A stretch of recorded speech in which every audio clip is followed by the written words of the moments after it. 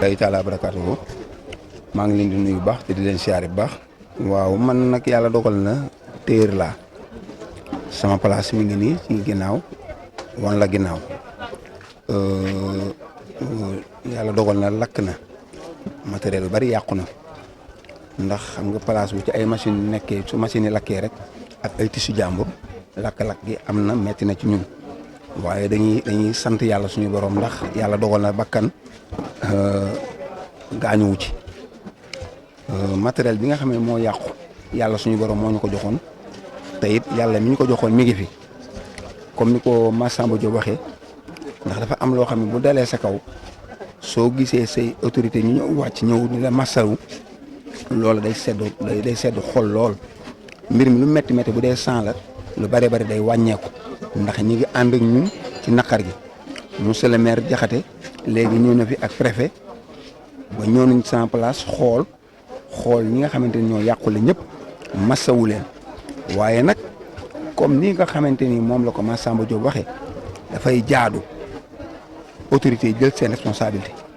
xool li nga xamante ni nii moo indi lii ñu saafara ko benn yoon ndax am na ci ñoo xamante ni ñii seen ñetti place lakk na te matériel bi kenn mënul a xayma nangam la ay millions yu bari la gis naa fi ñoo xamante ni nii comme ñi ma dendal fan yi passé lañ dem Dakar jënd seen i bagage ndax préparer décembre ci stocké ko lépp lakk na ba jeex tàkk kon nag li waral lii daal dafay jaadu ñu xool lan la ñu saafara ko ndax autorité yi lañ fi tax ñu teg leen fi mooy waxoon naa ko mooy askan wi moo tax ñu nekk fi askan nag soo leen jabootee bu dara dalee seen kaw bul ci xool lu neex nit ak lu naqari nit seetal li jaadu te tegu ci yoon nga def ko ndax loolu mooy dëgg ndax kër pétax day lakkaale kër njugub loolu mooy li nga xamante ni mooy li am kon su ko defee nag yéen ñu ngi leen di sant bu baax ci taxawaay bi ndax li ñu dal bi ñu dalee kenn ku ne ñu ngi ko partagé ak yow di sant Massamba Diop bu baax a baax comme ni ma ko waxee sànq ndax yàgg na fi bi affaire bi amee ba léegi bàyyi na activité am yëpp ñëw moog monsieur le maire Diakhaté wax dëgg yàlla ñu ngi leen di sant bu baax ndax la taxoon ñu jël ay responsabilité jox leen ko wax dëgg yàlla ñu ngi koy matale. léegi nga 2012 amoon na dafa mel dafa répété waat ndax mbir su amee war ngaa évaluer lii lan moo ko indi 2012 dañ ñëw mu affaire bi am ñu pas arrangé waat mu daal di bàyyiwaat nit ñi nekkaat ci leen neex les aller ci marché bi kenn ku ne xam na marché bi ni mu demee da ngay doo am problème sax dem sa place yow da ngay am problème bi kon nag loola mënoo ni lii moo ko indi wala léeg-léeg moo ko indi ndax daal nee nañ daal 4 heures du matin la tàmbali ndax 4 heures du matin bi tàmbalee su fekkoonte ni oto yi amoon nañ sapeur ndax jàmbaar lañ ñoom tamit ñoom it ñu ngi leen di sant bu baax ndax gis nañ seen volonté bi ñu volonté wu 4 heures du matin ba léegi ñoom ñu ngi ci marché bi mais bi ñu egsee li waral lakk gi metti mooy mënuñoo dugg ci marché bi amuñu fu ñu mën a jaar. waaw xam nga dëkk bi dafa naqaree waxee ndax dafa am lool soo ko waxee borom njaboot nga te li metti lépp mu ne su commencé waxandoo waaye nag soo amee ay responsable ay kilifa monsieur le maire ak préfet ñoom la ñu dénk dëkk bi ñoo war a jël seen responsabilité ba mat ndax loolu mooy li nga xamante ni mooy dimbali askan wi moo ñuy dimbali waaye liggéey ak yàqu benn bis bu yàqu metti na ci xol loolu daal la ñuy wax ndax ñun ñi suñu wàll bopp kenn ku ci mën a doon fii ngay yaakaar fi ngay xëy si fi ngay sa njaboot yëpp li nga leen yor fi nga koy jëlee kon soo xëyee mu lakk ni metti na da ngay xëy toog ne da ngay commencé waa nekk à semaine li semaine ngay defaat kon nag la ko indi nañ ko seet te saafara ko loolu daal laa ci xam. waaw ginnaaw bi ñu santee yàlla sant yàlla gi mooy kii bi am na jafe-jafe am na mais gisu dégguñu si benn morbam dañuy masaw ñi fi nekk ñi fi yàqule yëpp parce que dégâts matériel bi foo ko natt weesu na ko vraiment man fi ma dëkk soriwul marché bi mais li ma gis fii tey lakk-lakk yàgg na fi am ñuy ñëw mais li ma gis fii tey mosuma ko fee gis ça moom c'est énorme c'est catastrophique moom lañ mën a wax yow mi boo fi ñëwee sax sa xol day fees man sànq bi may doog a agsi ne ba dox sama rangoñ tax toq na sama dënn parce que maa ngi xalaat gars yi nekk fii li ñu investir seen alal gi yëpp dem na si te day difficile ñu liggéeyaat ay at pour amaat lii moo tax daal vraiment man li may wax di woo autorités yi lii am na dañ sant yàlla mais aussi nañ leen accompagner parfois da ngay dégg nit ñi bu lakk-lakk amee ñun dañ leen accompagner mais accompagnement bi day yéex man daal li may ñaan autorités yi mooy nañ leen accompagner bu loolu weesoo aussi ñu jël ay mesures fermes ci biir marché bi parce que li ñu constaté mooy lakk-lakk depuis 4 heures du matin am na ba léegi mi ngi am mais boobu sapeurs yi ak oto yi pour ñu dugg pour fay incendie bi am nañ ci ay tuuti jafe-jafe loolu aussi nañ ci jël ay mesures ku si nekk rek ku war a nekk fi nga war a ne ñu puusal la ci njëkk ak teraanga ñi war a nekk fi ñu war a nekk fa parce que voie d'accès yi bu ñu fi defee pour que en cas problème yi bu mënee am pour que nit ñi mën a accès mën a régler problème bi loolu la ñuy ñaax autorités yi pour ñu bàyyi si xel dans les jours à venir ñu def moom bi ñu si waree teg baaraam dafa yàgg parce que mbir bu amee amaat ay responsabilité da nga koy jël parce que bu ñu fi tegee ay nit pour ñuy jël ay responsabilité c'est pour ça actuellement nag je pense que ni l'heure est venue que ñu convoquer tous les acteurs jël des mesures fermes je pense qu'ils vont le faire des mesures très fermes ñi fi war a nekk fi ñu fi warta nekk ñu xoolal leen feneen fu ñu dem parce que tamit gouverner c'est prévoir am na ñoo xam ne ñi ngi fii la ñuy dundee fii la ñuy defee seen lépp mais da ngay xool yeneen mesures feneen foo leen mën a aménager ñoom ñu dem fa mais marché bi moom vraiment occupation clandestine bari na installation clandestine yi bari na ñëpp xam nañ ko ñun ñëpp a constaté du lu ñuy wax wala lu ñuy nettali maintenant nag li ci des mooy jël ay mesures fermes amul bañ ku leen mere ñi fi nekk yàlla moo leen fi teg bu ñu waree falu dañuy faluwaat bu ñu xool kenn ku leen mere parce que lii bu ñu jëlul ay mesures ça va se répéter encore et ça va devenir pur maintenant nag li ñu leen di exhorter la population ñu nekk ci marché bi ñëpp koo ci dégg muy wax danaan gars yi dañoo war a jël ay mesures fermes pour ça donc prenons les mesures fermes instant yi nag bisu naqar la nañ leen xool nan la ñuy def pour saafara problème bi aussi tamit fi ma lay appeler les autorités mooy accompagnement bi c'est très important parce que li fi yàqu bari na trop jéggi na dayoo nañ sóoraale accompagner leen après ñu xool nan lañ leen di aménager wutal leen feneen beneen espace boo xam ne dañ fay dem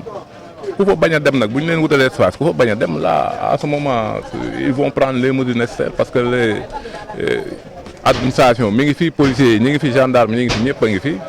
bu ñu jëlee mesures yi ñu war a jël voilà quoi c'est ça et 4 heures du matin mais jusqu'à présent ñi ngi gis ni mi ngi continuer di lakk bon c'est vraiment compliqué ça moom. waaye wax xam nga mbir moom àdduna Sénégal yàlla dañoo baaxee ñu waxtaan boo fi yëgoon naa information yi que woowoon nañ leen doon waxtaan ak ñoom pour ñu jëlee leen fi yooyu yëpp pour jële bi ñu leen fi jëlee je pense que ni jële wuñ leen fi pour xañ leen seen liggéey wala dara mais dañ leen fi doon jëlee pour ay mesures de sécurité pour yii nii di xew bañ bu amee nit ñi mën see intervenir pour mën ko fay mu gaaw tey gis nga yi ñu doon def léegi jële boobu ñu doon jëlee bañ nañ résister nañ voilà les conséquences sont là maintenant nag tey kenn du wax gars yi fi nekkoon autorités yi dañuy wax maintenant autorités yi ñoo war a xam ñoom lañ teg ci dëkk bi ñu jël les mesures nécessaires et je pense qu'ils vont le faire ça moom tax ñu war a def une diagnostic profonde mooy acteurs yëpp maire bi xam na marché bi Senelec dafiy intervenir Sen'Eau ñoom ñëpp dañ leen war a woo ñu toog ñu régler problème bi parce que c'est pas la première fois ñu naan court-circuit la chaque fois dañ naan court-circuit la donc waa Senelec waroon nañ ci jël ay mesures bu yàgg ku nekkul ci yoon nga nekk ci yoon pour nit ñi dañoo war a am des compteurs légaux loolu boo ko deful gars yi dañuy bëgg lu yomb dañuy ñëw def li ñuy def après problème bi amee ci kaw autorités yi day këpp donc les mesures doivent être prises non loolu moom man mënu ma ko xayma je pense que ni commerçant yi ak ñi fi nekk ñoo ko war a mën a xayma mais daal foofu lii daal moom soxna si foo ko natt wees na ko te je pense que c'est la première fois ñu gis fi lu mel nii merci merci jërëjëf. donc li ñu ci mën a wax rek mooy commencer di bokk ak naqar bi suñu mbokk commerçant yi nga xam ni tey lii moom moo dal seen kaw wax dëgg yàlla donc métti na trop tey ku fi ñëwul rek mënoo xam donc mbir mi nu mu méttee. ñu nag yàlla dimbali ñu bi ñu jotee information bi par l'entremise du délégué du Thierno Ciss à 5h30 du matin si la ñu daw ñëw bi ñu ñëwee wax dëgg yàlla fekk nañ fi donc les services lu mel ni police ak également sapeur pompier wax dëgg yàlla ñu nekk fi boobu ba léegi di def liggéey bu mucc ayib xawoon na métti nag ci ñoom il faut le dire surtout waa sapeur ñëw nañ indi tout le logistique nécessaire mais pour ñu def seen liggéey c'était très difficile parce que amuñu woon yoon bu ñu jaar. te loolu nag li ko waral je pense que xam nañ ko moom mooy peut-être que nit ñi teg fu ñu war a teg toog fu ñu war a toog wala mbaar fu ñu war a mbaar loolu donc c'était très difficile moo tax seen liggéey xaaw a yeex mais malgré ça ils ont réussi véritablement donc à maîtriser le feu gis ngeen ni donc tàkk bépp fay na mais nag les dégâts sont énormes tey liñ fi gis ci ay cantines yu làq ci ay bagages yu yàqu donc bari na trop donc seeni borom ñoo ngi leen di masawu. di leen invité rek à ce que ñu jaamoo ko yàlla xam na ci am na ci yoo xam ne moom bu dalee jaam bi da koy nangu rek sant yàlla ñaan yàlla indil ko leneen liy toog. effectivement mon frère Omar donc vous avez parfaitement raison je pense que réew mi pour ñu defar ko il faut que ñu tënku ci yoon il faut que donc ñu tënku ci discipline ku ci nekk donc mu xool boppam donc mener une introspection di xool ndax li muy war a def pour jàmmi boppam également pour intérêt boppam est-ce que ñëpp a ciy jaruñu donc loolu fa la ñu toll quand on parle donc de jubal jubanti loolu rek lay tënk war na ñoo weesu ci réew mi foo xam ne nit dafay def pour intérêt boppam moom mooy li nga wax branchement clandestin mais quand tu dis donc c'est clandestin rek ça veut dire que donc c'est illégal xam nañ ni donc ku bëgg courant da ngaa war a dem Senelec uti abonnement donc ñu jox lay kayit ñëw branché la donc de la manière donc la plus légale xam nga bu fekkee da nga bëgg place donc xam nañ ni tali nit bu ko daggee sax jox la ko yow boo amee yow sa conscience tranquille war ngaa xam ni fii nit ki daggal ma donc fii nii du place donc yu mel noonu il faut que véritablement ñu yar ci suñu bopp donc inviter tous les citoyens à se conformer donc à la loi donc d'être donc des légalistes parce que réew mi donc foofu la toll nekkuñu donc lu ma neex rek laay def sama intérêt rek laay xool war nañoo donc dépasser loolu véritablement et c'est l'occasion donc d'inviter encore tous les acteurs yi nga xam ne donc ñoom ñooy graviter donc autour de ce marché central là ñu waxtaanaat donc ci suñu biir xam ni donc ñun defar rek moo ñu tax a jóg la mairie donc n'a pas tous les moyens pour pouvoir donc réglementer ce marché central boo leen ko fàttalikoo bu baax donc il y a 4 à 5 mois ci ginnaaw defoon nañ fi donc opération de déguerpissement ba population yi wax dëgg yàlla donc saluer ko mais juróon na coow parce que donc defar moom moo demee noonu boo dee defar am na ci ñoo xam ni peut-être que di nga leen laal moom moo waraloon coow li mais ñun biñ defee loolu ba pare wax dëgg yàlla dañ doon soxla accompagnement donc pour service yi nga xam ne yàlla tey may na leen doole may na leen kàttan donc ñu accompagner mairie bi amuñu intention donc yàqal kenn tey bu ñu sañoon bépp waajur bu nekk wala bépp citoyen bu nekk di nga ñëw ci marché bi donc ci yoon toog ci yoon liggéey ci yoon donc dàq sa wërsëg yóbbul ko sa njaboot mais nag loolu ça demande donc une organisation secteur boobu c'est le secteur donc le plus bouché mooy secteur bi nga xam ni donc moom moo gën a doy waar bu ñu la waxee ne la fii tey tali la ay oto fi war a jaar doo ko gëm donc nit ñi teg nañ table ci kaw tali bi donc daf koy mbaar bëtt ko et tout donc bu ñu la waxee fii sax tali la donc doo ko gëm moo tax très très souvent secteur boobu ngay wax noonu ak place boobu ngay wax noonu souvent donc moom mooy juri dégâts parce que pour am fa accès sax donc c'est très difficile je pense que daal nag bu ñu jugee ci lii war nañoo def jàngat ñun ñëpp xam ni donc ñun ñoo bokk réew mi ñun ñoo bokk Thiès ñun ñoo bëgg marché central ñun dama koy faral di wax ne la mairie marché central moo tax muy exister donc le marché central constitue donc notre cœur constitue donc nos deux poumons tey bu marché central étouffé woo donc mairie Thiès na donc étouffé moo tax ñun lu ñu mën suba ba ngoon donc ñoo ngi koy def dañuy ñaan rek service yi nga xam ni